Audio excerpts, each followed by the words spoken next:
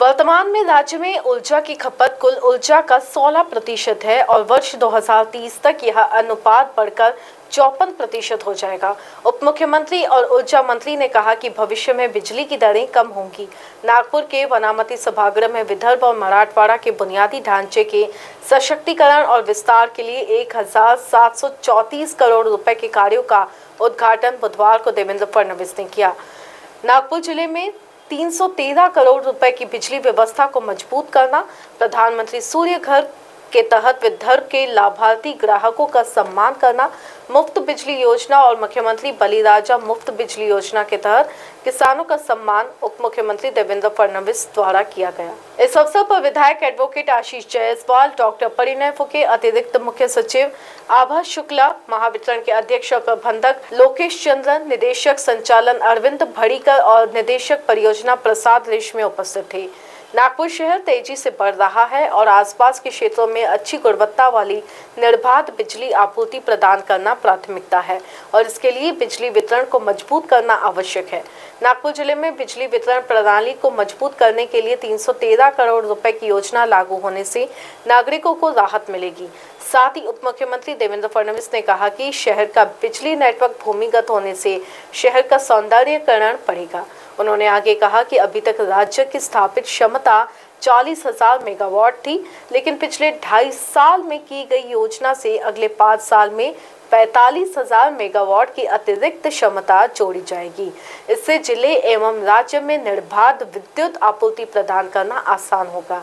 बलिराजा योजना के तहत अब राज्य सरकार किसानों के बिजली बिल का भुगतान करेंगी। इसके अलावा किसानों को जल्द ही कृषि पंपों के लिए 12 घंटे बिजली की आपूर्ति होगी, जिससे रात में सिंचाई की जरूरत नहीं पड़ेगी। मुख्यमंत्री और ऊर्जा वाहिनी योजना 2.0 का प्रधानमंत्री ने स्वागत किया है। उप मुख्यमंत्री देवेंद्र फडणवीस ने सुझाव दिया कि सौर ऊर्जा उत्पादन का महाराष्ट्र मॉडल पूरे देश में लागू किया जाना चाहिए। इस अवसर पर प्रधानमंत्री सूर्य घर मुफ्त बिजली योजना के तहत राज्य के दूसरे सौर गांव पुणे जिले के टेकवाड़ी का उद्घाटन किया गया। गांव के सरपंच विठ्ठल शत्रुघ्न शिंदे को उप मुख्यमंत्री ने मेडल और प्रशस्ति पत्र देकर सम्मानित किया। मागेल त्याला सौर कृषी पंपाची योजना आपण आणली आणि या योजनेच्या अंतर्गत सौर कृषी पंपाकरता जो काही खर्च येतो त्याच्या 10% केवळ लाभार्थ्यांकडून घेतो, 90% पैसा आपण देतो। त्याच्या शेतामध्ये तो पंप फिट केल्यानंतर 25 वर्ष त्याला विजेचं बिल भरायची आवश्यकता नाही। 25 वर्ष त्याला मोफत वीज त्या ठिकाणी मिळणार आहे।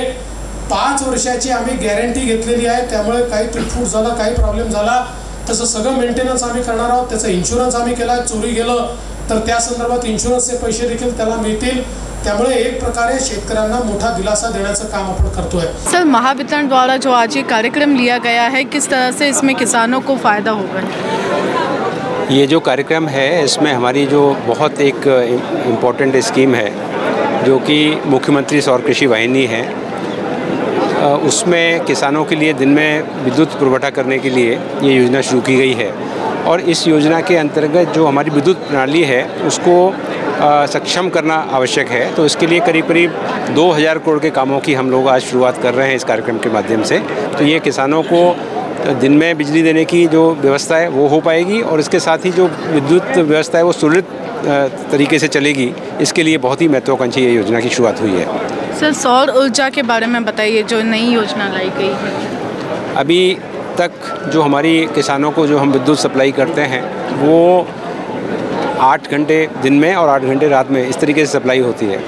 लेकिन माननीय उप मुख्यमंत्री और ऊर्जा मंत्री श्री देवेंद्र फडणवीस जी ने एक मुख्यमंत्री सौर कृषि वाहिनी योजना जो शुरू की है, इसके अंतर्गत जितने भी हमारे एग्रीकल्चर फीडर्स हैं जिसपे कि एग्रीकल्चर के जो पंप्स चलते हैं उन सारे पंपों का फीडर्स का सोलराइजेशन का कार्यक्रम इस योजना के माध्यम से किया जा रहा है। इस योजना में जितने भी किसान हैं उनको दिन के टाइम में विद्युत सप्लाई होगी और साथ ही इसमें कंसेप्ट ऐसा है कि जितने भी सब स्टेशंस हैं उनके पास छोटे छोटे सोलर पार्क बनाकर हम लोगों ने इसके लिए शासकीय ज़मीन भी उपलब्ध कराई है। और सबसे इम्पोर्टेंट चीज़ ये है कि जितना भी हमारा एग्रीकल्चर लोड है 16,000 मेगावाट का, उसमें से 14,000 मेगावाट के प्रकल्प हमारे शुरू हो चुके हैं। ये पूरे देश में ही नहीं पूरे विश्व में सबसे बड़ी डिस्ट्रीब्यूटेड रिन्यूएबल एनर्जी का प्रोग्राम हमने शुरू किया है। और इसके 5 प्रथम प्रकल्पों का जो कि सिर्फ 6 महीने में क्रियान्वित हो चुके हैं, माननीय प्रधानमंत्री महोदय ने 5 अक्टूबर को वाशिम में इसका लोकार्पण भी किया है और आने वाले 18 महीने के अंदर ये सारे प्रकल्प क्रियान्वित हो जाएंगे। उसके बाद जो विद्युत सप्लाई है एग्रीकल्चर के लिए वो पूरी सोलर एनर्जी के द्वारा होगी। उससे इनके जो हमारे इंडस्ट्री और कमर्शियल जो कंज्यूमर्स है उस पर जो क्रॉस सब्सिडी का जो भार पड़ता है वो करीब 13,500 करोड़ का भार है, तो वो भार भी कम हो जाएगा और उसकी वजह से करीब 1.5 से 2 रुपये तक की जो हमारी विद्युत दर है जो इंडस्ट्रियल इसके लिए वो भी कम होगी और किसानों को दिन के समय में बिजली का सुललित पुरवठा होगा। आज सर कितने गांवों के लाभार्थियों को इसमें लाभान्वित? इसमें करीब हमारे जो आज हमने कार्यक्रम लिया है इसमें करीब 21 लाख किसानों को इससे फ़ायदा मिलेगा और आने वाले समय में जैसा मैंने बताया कि 16,000 मेगावाट का जब हम लोग सोलराइजेशन का पूरा प्रोग्राम करेंगे तो करीब 45 लाख जो हमारे किसान हैं पूरे प्रदेश में वो इससे लाभान्वित होंगे। मैं मनोहर आवारी, जब ये पंतप्रधान सोलर योजना के बारे में जब पेपर में या लोगों के द्वारा मुझे जो पता चला कि ये योजना ने बहुत ही अच्छी है, तो मैंने एजेंसी को बुलाया और एजेंसी से इन्फॉर्मेशन लिया कि ये कैसी अच्छी है। तो उन्होंने ये बताया कि यानी मेरा जो इलेक्ट्रिक बिल है वो देखा और उसका वो एवरेज निकाला उन्होंने।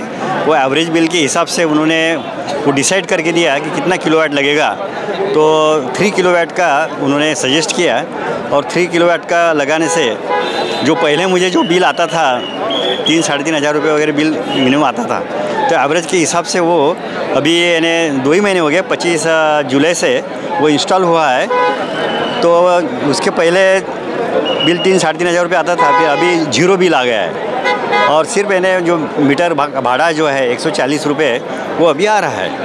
यानी बहुत ही अच्छी योजना है और मेरे अभी 1 महीने में 88 यूनिट यानी 88 यूनिट बैलेंस है वो जमा है बैंक के इसमें। अभी नेक्स्ट महीने का बिल आने का है, उससे भी पता चलेगा कि कितना है। तो ओवरऑल अभी देखा तो ये योजना बहुत ही अच्छी है और उसको अपने को बेनिफिट भी मिलता है, यानी ज़्यादा यानी यूनिट जो बचे बैलेंस रहे तो अपने अकाउंट में जमा हो जाते हैं और मार्च के महीने में यानी मार्च में उनका वो कैलकुलेशन करते हैं और वो हिसाब से फिर वो यानी जो बचे हुए हैं उसका अमाउंट तुम्हारे अकाउंट में जमा हो जाते हैं। यानी बाद में क्या हो जाएगा कि जो 140 रुपये जो आते हैं वो 140 रुपये भी आएंगे नहीं, क्योंकि जो बैलेंस यूनिट जो रहते हैं उसमें से वो डिडक्ट करेंगे। तो ओवरऑल इसी प्रकार ये योजना बहुत ही अच्छी है और यानी 0 बिल आते हैं।